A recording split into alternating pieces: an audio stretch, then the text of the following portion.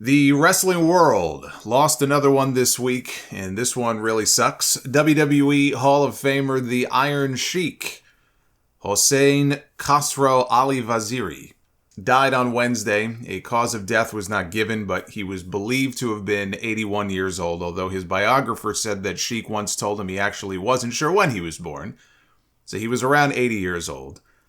Considering the lifestyle he lived for so long and the things he did, it's a miracle he made it that long. His official Twitter account broke the news with a statement that read, "Today we gather with heavy hearts to bid farewell to a true legend, a force of nature, and an iconic figure who left an incredible mark on the world of professional wrestling.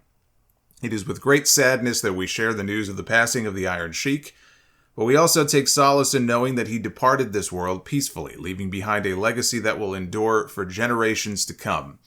Beyond the wrestling persona that the world knew so well, the Iron Sheik was a devoted family man. He cherished the love and support of his wife of 47 years, Carol, who stood by his side through thick and thin, offering unwavering encouragement throughout his life." And it goes into his children as well, his son-in-law, talking about him as being a loving father. And it says, "The Iron Sheik's guidance and unwavering belief in their potential served as a driving force for his children, empowering them to become the best versions of themselves." He lived a pretty incredible life, if you know anything about his life story. And I remember watching the documentary that came out. I want to say it was around 2014. I probably talked about it at the time on the podcast, although I don't remember which one. But he was born in a small village in Iran. He was a bodyguard for the Shah of Iran at one point. And he was a very successful amateur wrestler. He even tried out for the Olympic team. The kayfabe version is that he made the team in the 1968 Olympics in Mexico, but he really did not. He tried out for the team, but he didn't make the final cut. But his friend was one of the most famous Iranian athletes of all time, a very accomplished wrestler himself, and it was said that he committed suicide. This was back in '68. Sheik never believed that. He never believed that version of the story. He believed that he was murdered by the government for being a very vocal critic of the Shah. And he thought, well, he was a bodyguard for the Shah, and he was also a famous wrestler, and I don't know how outspoken he was, but he feared that he might be next. So he fled to the United States the very next year. But the Iron Sheik, he's one of those names. When I first became a wrestling fan, he was one of the faces of that mid-'80s WWE expansion. He had that distinct look with the mustache and the curled toe boots. He was part of that rock and wrestling era. He was on the Hulk Hogan Saturday morning cartoon. He was in the Cyndi Lauper music video for the Goonies song. I had the Iron Sheik LJN figure. He was part of that whole 80s wrestling boom. He was the foreign menace from Iran. And when Vince McMahon wanted to launch Hulk Hogan into the stratosphere as his new top babyface, it was the Sheik that he called upon, who took the title first off Bob Backlund after nearly 6 years. Not really 6 years, but that's what WWE recognizes Backlund's run as. There was a little break in the middle there. And then the Sheik dropped the belt a month later to Hulk Hogan. Right? Two of the most important matches in the history of Madison Square Garden was Iron Sheik beating Bob Backlund and then Iron Sheik losing to Hulk Hogan.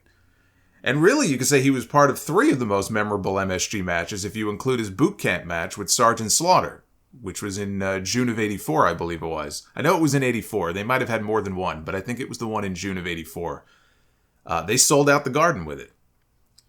But it was the day after Christmas in 1983 that he beat Backlund for the belt at a very controversial finish that played into Bob's return to the company many years later. That's when we got Crazy Bob, claiming that he never actually lost the title because he never gave up. It was his manager, Arnold Skaaland, who threw in the towel. Sheik only held the belt for 28 days before dropping it to Hogan. That was January 23rd, 1984. We're coming up on the 40th anniversary of that match next year. And Hulkamania was already a thing in the AWA many years before this, but that's the match that took it national. That's the match that took it to the next level, and it turned Hogan into the Golden Goose for Vince McMahon. Sheik has told the story before of Vern Gagne calling him up right before the match, offering him, I think it was $100,000 to break Hogan's leg and to bring the belt back to Minnesota with him. Since Verne was still upset with the way that Hogan left the AWA, he had no-showed some dates that he was advertised for. Now, you got to put a little asterisk next to that. He may have been advertised for those dates, but as the story goes, Hogan had sent a telegram to Verne, letting him know that he wasn't coming back. And Verne kept advertising him for those shows anyway, knowing that he would not be there. So I have very little sympathy for Verne Gagne. Sheik claims that he went to Vince McMahon beforehand and he told him what Verne wanted him to do. I got a call from Mr. Verne Gagne and he wanted me to break Hogan's leg, but he said he wouldn't do it because he had too much respect for Vince McMahon. He had too much respect for his father and the McMahon family. Greg Gagne has always denied that this ever happened. His father would never do something like that. He could just be saying that to protect his father's image, but it's the wrestling business. Promoters did a lot of scummy things back then. Still do today. Sheik and Hogan, they did big business for their rematches, and he did even better business in some cases working with Sergeant Slaughter after the feud with Hogan. So Sheik did business. He went on to win the tag team titles with Nikolai Volkov at the first WrestleMania. That was really the last big success that he had there. 87 is when he and Hacksaw Jim Duggan, who were feuding on television, they were sworn enemies, right? Hacksaw was all about USA, and Iron Sheik was the evil Iranian. And they got busted riding together, and they got charged with drug possession, which is why their car was stopped. They saw Duggan. Actually, what happened is they saw Duggan. The cops saw him drinking beer, so they stopped their car. That's when they found cocaine that belonged to the Sheik. And it was embarrassing for the company because it broke kayfabe at a time when that was still protected. That was still a thing. To have these two arch rivals caught riding together. And of course, it was embarrassing because they got caught doing drugs. But it was embarrassing for Duggan especially because his father was the chief of police in Glens Falls, which is where Hacksaw was born. So, imagine being his father and then you find out that your son in this big national scandal is busted in New Jersey somewhere, for this. It's embarrassing. And it killed his push. He had only debuted for the company a few months earlier, and then this happened. Vince fired them both. He brought back Duggan a few months later. Now, Duggan is convinced that he would have been a world champion or an intercontinental champion at some point had it not been for that arrest. And it is at least plausible that he could have either gotten a run with the title in 88 when Hogan left to go film No Holds Barred, or that he could have feuded with Ted DiBiase. Let's say DiBiase had won the tournament at WrestleMania 4, that Duggan would have been the one tabbed to feud with him. Duggan had already been headlining shows with Andre the Giant. They trusted him in that position on a lot of the live events. He had worked with DiBiase in Mid-South. They had a history together there. So the idea of giving him a short run with the belt or having him chase DiBiase for, let's say, 6 months, I don't think that can be completely dismissed. I don't think that's implausible at all. For the Sheik, his career never recovered. They did bring him back as Colonel Mustafa when they paired him up with Sergeant Slaughter, during his Iraqi sympathizer phase. So now instead of being the Sheik from Iran, he was a colonel from Iraq. That was very stupid, especially with someone as recognizable as the Sheik in that old gimmick. You take one look at the guy, you know who he is. But I guess the idea was they didn't really acknowledge him so much as the Sheik, but okay, he used to be the Sheik, but now he's doing this. But it was just a stupid idea all around. He won the gimmick battle royal at WrestleMania X7 because there was no way he could take a bump over the top rope, so he had to win. We got the classic line from Bobby Heenan as Sheik was coming down to the ring that by the time he gets to the ring, it'll be WrestleMania 38. It's too bad they couldn't wheel him out there for some kind of special appearance at WrestleMania 38 last year. But I will never forget, I was in attendance at his roast over WrestleMania 29 weekend. It was at Caroline's on Broadway. And there were a bunch of wrestlers there. Nikolai Volkov was there. And he even did the Russian national anthem. He started singing it. Everyone's booing him. New Jack was there. My God. New Jack and the Iron Sheik in the same place at the same time. Holy shit. Jay Lethal was there. He was dressed in his black machismo gimmick. I've got video of MVP. MVP was one of the roasters. I have video of MVP roasting the Sheik and saying some things that I cannot repeat here. Nor will I ever share that video. It's actually 4 videos, nor will I ever share any of them. Because this was during a time when MVP was not employed by WWE. And I'm not getting anybody in trouble, but yeah, wrestlers and comedians from all walks of life came out to pay tribute to the man himself. Sheik was a madman when it came to his drug use. Yeah, I talked about the Duggan story, but it goes far beyond him getting busted that one time with cocaine. I mean, he got fired I don't know how many times. There have been stories of him getting fired by Vince McMahon over the years.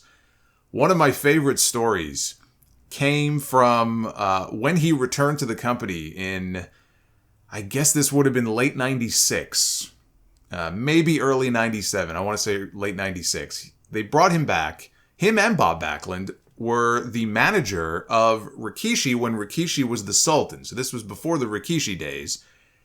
They had him in this gimmick as the Sultan. And Michael Hayes told the story on one of those old Legends of Wrestling roundtable shows. Sheik failed another drug test. Now this is again long after his heyday in the ring, right? I don't know how old he was at that point. He was old. And he was just the manager, but I guess he failed the drug test. So Vince McMahon brings him into his office. And he tells the Sheik, he goes, "You tested positive." And Sheik just goes, "Yes, yes." He starts celebrating like it's a good thing. "I tested positive, yes." And Vince has to tell him, "Sheik, no, that's not a good thing. That means you failed." And he had to let him go. And the way Michael Hayes told the story was actually very funny, but he was a madman. You know, he would bring autographed photos to drug dealers for them to turn around and sell in exchange for crack. He was out of his mind. But one of the saddest parts of his story, and what made those problems even worse, I'm sure, was the murder of his oldest daughter, Marissa. Sheik had 3 daughters, Nikki, Tanya, and Marissa.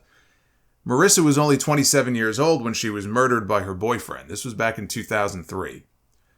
She had only been dating the guy for a few weeks. The family believes that she was breaking up with him. That's what they believe. And the man ended up strangling her. And he was so determined, Sheik was, to extract revenge on the man who killed his daughter. He came to the courthouse on the day of the trial with a razor blade hidden in his mouth.